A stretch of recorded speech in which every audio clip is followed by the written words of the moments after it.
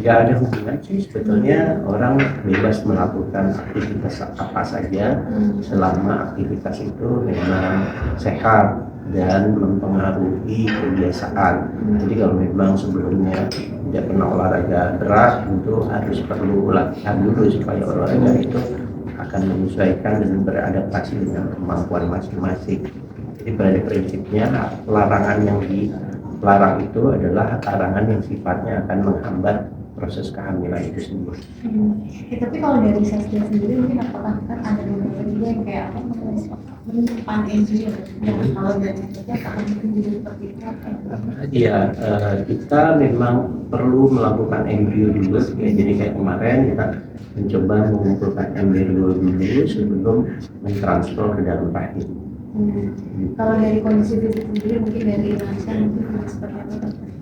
Ya pada prinsipnya sehat, tentu orang itu bisa mendapatkan embrio sehat tentu karena fisiknya juga prima dan sehat.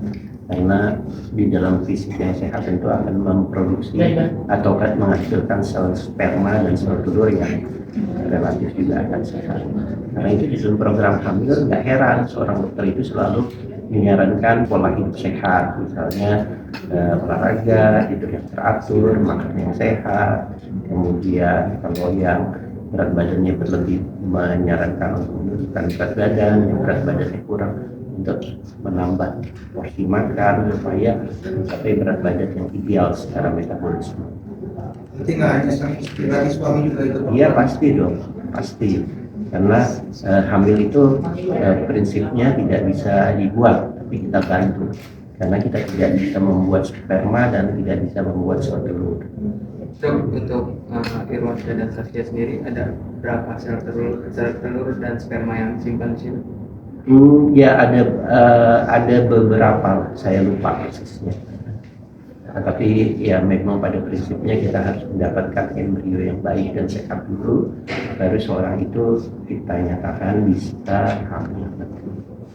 Tapi kalau melihat dari desa sendiri kan jedanya dari 3 tahun, itu memang sudah direncanakan pada anak yang berumur 3 tahun dan ini sudah mau problem lagi gitu atau gimana? Enggak apa-apa, orang itu kan boleh berencana aja kapan mau punya anak. Tapi pada prinsipnya merencanakan itu tentu dalam kondisi yang paling prima. Jadi artinya tubuh kita memang paling sehat dan baik, sehingga program itu nanti insya Allah hasilnya juga akan memuaskan. Tapi Mendapatkan sel telur, harus mendapatkan sperma yang disatukan di dalam tabung dan itu berkembang menjadi embrio. Setelah menjadi embrio baru ditanam lagi atau ditransfer ke dalam rahim. ada pemilihan gitu nggak sih dok, kan kadang pengen punya anak cewek, punya kembar gitu, tuh kira ini ada spesifikasinya gitu nggak sih? Enggak sih, enggak. Yang penting sebetulnya pemilihan gender itu kan bukan bagian dari program ya, tapi bagian dari apa ya, tambahan ya, keinginan untuk memperoleh gender tertentu.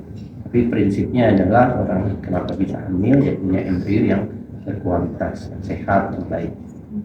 Tapi pola makan juga mengaruhi untuk kayak ini jenisnya nanti cowok ke cewek gitu, bukan cowok makan daging, cewek makan sayuran. Iya, tentu pola makan akan mempengaruhi kesehatan pada umumnya. Jadi artinya kalau kita makan yang sehat, itu di dalam disertai dengan pola tidur atau istirahat yang cukup, kemudian olahraga, harapannya sehat.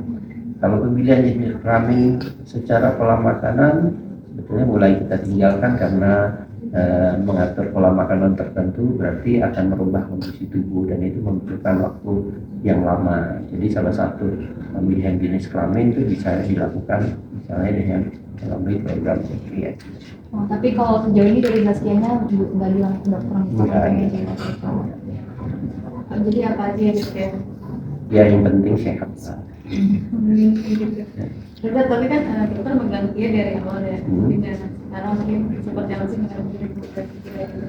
dan pengen lagi punya 2 anak setelah. Ya insya Allah dimudahkan, semuanya baik, di prosesnya lancar, mohon doanya. Tapi dok, maksudnya kan dari awal udah IF ya, terus ketika pasangan mau pilih IF lagi mungkin disarankan atau tidak, maksudnya kayak bisa mengandung secara normal, tapi kenapa harus memilih IF lagi? Ada Ya, faktor karena orang itu ada sebabnya nggak hamil. Ya, sebabnya itu bila teratasi dia akan bisa saja setelah bayi tabung dia hamil alami. Tapi Pak, ada orang-orang tertentu ada sebab yang utama yang nggak akan hamil walaupun menunggu. Jadi pada prinsipnya kan orang selalu berpikir bahwa program hamil itu adalah sama aja, padahal tidak. Nah, tentu harus dicari sebab kenapa orang itu tidak berhasil hamil. Gitu. Dan mencari itu kan nggak seperti dibayangkan orang ketemu sama dokter sekali ketemu. Seperti kayak polisi aja mengumpulkan bukti fakta gitu, supaya orang tersangka itu benar-benar punya kesalahan atau tidak. Jadi di program hamil bukan kita mencari salah, tapi kita mencari bukti dan data yang akurat bahwa orang itu punya hambatan untuk terjadi kehamilannya seperti apa, dan itu yang kita atasi. Kurang lebih. Tapi kalau untuk Kia ini kan pemilihnya 2 kali mau tapi ada alasan tersebut. Ya karena memang harus bayi tabung, tidak mungkin akan tidak dengan bayi tabung.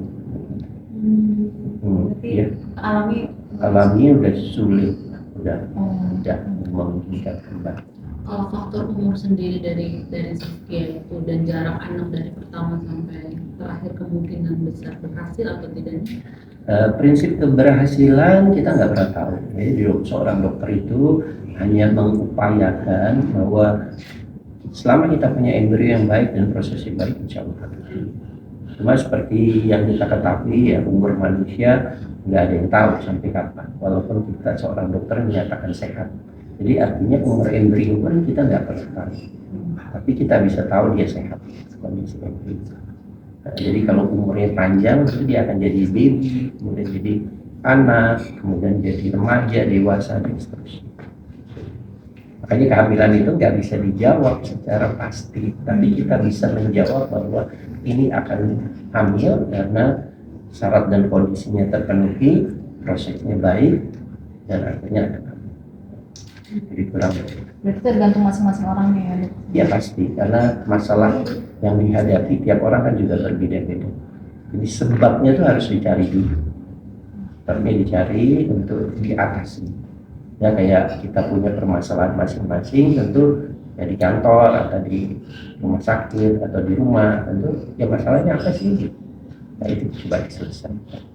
Terus kalau untuk jadi nggak sendiri mungkin kalau saat kan mungkin 2 kali nih, nah, mungkin seperti apa itu kan niat bayi tabung itu mahal gitu. Nah itu mungkin gimana?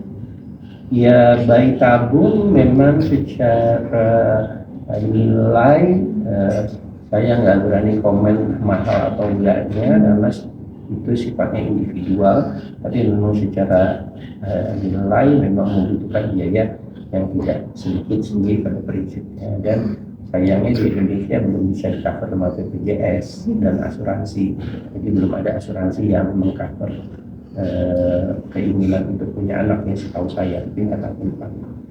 Jadi artinya memang membutuhkan effort yang lebih.